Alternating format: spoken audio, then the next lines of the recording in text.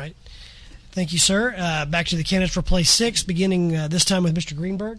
The questions to you, sir. As we know, combating crime requires the effective cooperation between the police and local residents.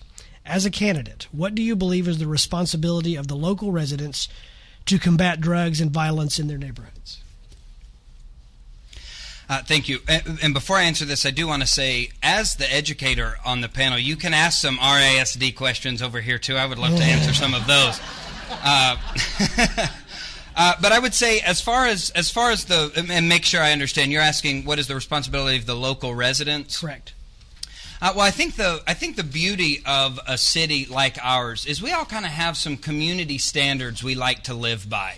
If you venture out into some other cities, you start to see some things that are done a little different. And I think that's one really cool thing that makes, one of the coolest thing that really separates Rockwall from the rest of the North Texas community.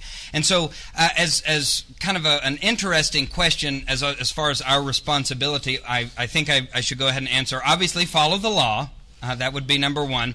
But also recognize and understand that the reason our community is so great is because we have established norms that we're all a part of, and that our police are there not as the enforcers of when we do wrong and to view it in that respect.